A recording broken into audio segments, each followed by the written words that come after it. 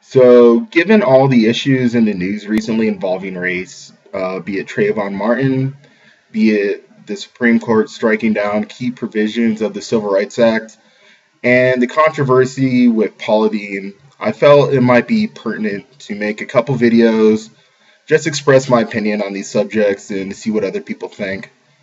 And given that these subjects really aren't black and white and they are normally framed in a shade of gray, I'm going to go ahead and do this video in black and white. Perfect. So now that we're all colorblind, we can go ahead and look at a couple of these issues that have been in the news recently and objectively evaluate what is going on. So the first one I'm going to discuss, and it's going to be the main topic of this video, is the Paula Deen controversy. And I've actually always been a fan of Paula Deen. I liked her show. I'm not a huge Food Network person, but I thought it was a fun show. It was a cool idea. And my grandma and my mom, they're from Kansas and Missouri, and they kind of cook in the style of Paula Deen. So I really enjoyed her show. So I wasn't really a person who was out to get Paula Deen or against anything about her, but once I learned about this controversy, which in essence it is that she owns a company that owns a restaurant, and the restaurant employees sued over allegations of racism at the restaurant, sexual misconduct, things like that.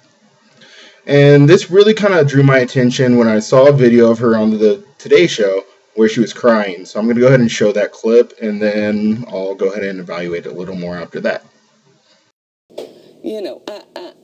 No. What you see is what you get. I'm not an actress. I'm heartbroken. I'm thankful for my partners. Heartbroken? Why? Heartbroken for yourself or your family? I've had to hold friends in my arms while they've sobbed because they know what's being said about me. It's not true. And I'm having to comfort them and tell them it's going to be all right. If God got us to it, He'll get us through it. I've had wonderful support from Reverend Jackson. I've had wonderful support. And I tell you what, if there's anyone out there that has never said something that they wish they could take back, if you're out there, please pick up that stone and throw it so hard in my head that it kills me. Please, I want to meet you. I want to meet you. I is what I is, and I'm not changing. So in this clip, Paula seems pretty distraught about the whole controversy. And what the controversy really was not the court case, but it was about her testimony during the court case. And the videos from her testimony have not been released, but the transcripts have been released, and I've been reading those for about a week now. So I'm pretty aware of what went on during the court case, and if we had those videos, Paula Deen would be in much more trouble than she is right now. So during her court case, she admitted to using the N-word. And that isn't really all that surprising to me. Paula Deen is an older woman from the South, and the fact that someone used the N-word in their life really doesn't bother me all that much. I think if people were honest, a lot of people probably use the N-word in their life. That doesn't necessarily make you a bad person, doesn't make you a racist. You're just being honest about what you may have done in the past, and it doesn't really reflect on the person you are today. So Paula went and address the issue of the N-word. I'll go ahead and show a clip of that real quick. Yes. The day I used that word, it was a world ago. It was 30 years ago. I had a gun put to my head, a shaking gun, because the man that had the gun to my head, unbeknown to me, was my customer at the main office. But didn't you also admit, Paul, that you used the word on other occasions? No. So you have, other than that one time in the bank, a robbery attempt, you're telling me you have never used the N-word? I never. They asked me in all of my 66 years on earth, had I ever used it. That man was so frightened that day he put the gun to my head because he was a customer at the main office. He was later caught. And I had gone out on a limb for him and gotten him alone, and he was frightened that I was going to recognize him. So reports that you were asked in that deposition whether you had used the N-word on other occasions and said probably or of course are inaccurate? No. Okay, so here's where I start to have a problem with Paula Deen. She is claiming she's only used the N-word in this one instance where she's being robbed. Okay, I'll get back to that in 1 second. But the fact is, in her court transcript, she's claimed she used the N-word several times. She's flat out lying, and she's using the word I have never used the N-word. So she is going to go full out claiming she's never used a word that she's already admitted to using.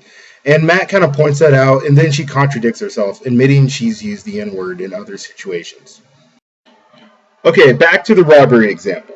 So, she claimed she used the N-word one time, and then later on it becomes wishy-washy. But she's claiming the one time she definitely used the N-word was when she's being robbed by a black man. Now, listening to this, my skeptical alarms are going wild. Alright, so you're being robbed by a black man. He has a gun to your head, shaking, supposedly, because he's so nervous. And are you going to call this guy a nigger? No. No sane person would insult a person with his finger on the trigger on a gun to your forehead. So if you read the court transcript, she claims that she said it afterwards, and she can't remember the instances where she might have said it, and she claims it might have been to her husband. So she's saying, essentially, something like this may have happened. I'm giving you an example. This is not her words. This is my reenactment. It's, hey, honey, what happened today? I got robbed by a fucking nigger at the bank. Now, does this sound less racist? Does this sound more understandable? This sounds pretty fucking racist. This sounds like you classify black people in a different category than others. I don't think you'd be like, I got robbed by a fucking white guy. No, she said nigger. She didn't say black man. She didn't say a lot of other words. She chose a specific racial term to apply to this guy, which is very suspicious to me. Okay, there's another aspect to this case which I think has been overlooked, and that is the issue of the plantation-style wedding. So let me show you a quick clip of that, and then I'm going to respond. All right, but you raised your right hand. Yes, I did. And you swore under oath that you have used a word that is the most offensive word you can use to describe an African American. And you've talked about this wedding you wanted to plan, that plantation-style wedding, whether you use the N-word or not. So how does someone use the N-word, whether in anger or in a joke or in private, the most offensive word to African Americans, and not be considered a racist? Okay, so I, like most people, was wondering what the hell is a plantation-style wedding? So, according to testimony during the court, allegedly, Paula Deen said, well, I would really like a bunch of little niggers wear white long-sleeve shirts, black shorts, and bow ties. You know, the Shirley Temple days. They used to tap around. So she is talking about planning a wedding where all the waitstaff are black people dressed up as though they were in pre-Civil War times. Now that sounds pretty goddamn racist to me. So that said, I am not claiming Paula Deen is a racist. But like a lot of people who might have racial tendencies that have been called out, they use the classic I have a black friend excuse. I think we're all prejudiced against one something or another, and I think black people feel the same prejudice, that white people feel. But I have a young man in my life, and his name is Hollis Johnson, and he's black as that board. Here, isn't he here? Is Hollis Stand up, Hollis. Is Hollis here? Come Hi, out here, Hollis. Come on here, boy.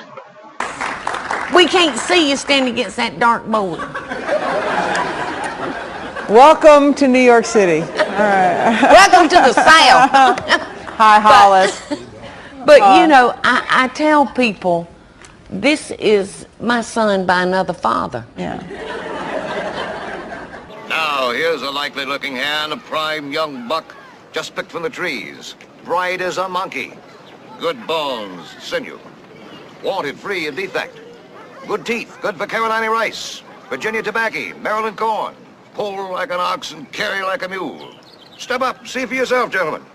And I'm so distressed that people I've never heard of are all of a sudden experts on who I am. And you know what distresses me the very most, Matt? Their words are being given weight.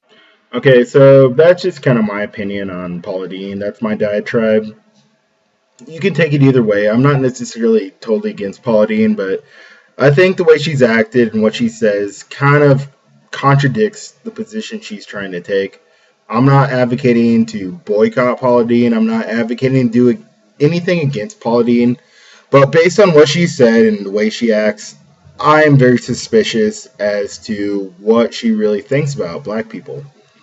That said, this video is kind of off the cuff. It's a little different than most of my videos. It's not really directly dealing with religion. And leaving you guys now, I'll just show that religion and race never mix in a bad way. So, thanks for seeing you guys. Hope to talk to you later. Bye. Jesus Christ is my nigga. He's the son of the original G. And he was sent to Earth to elucidate the way that we should be. What?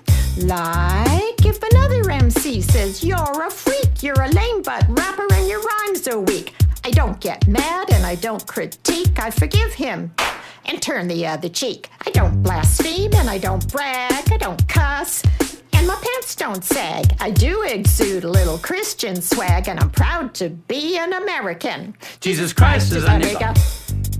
Let his light shine through ya. Let his love pop a cap in your butt and say hallelujah.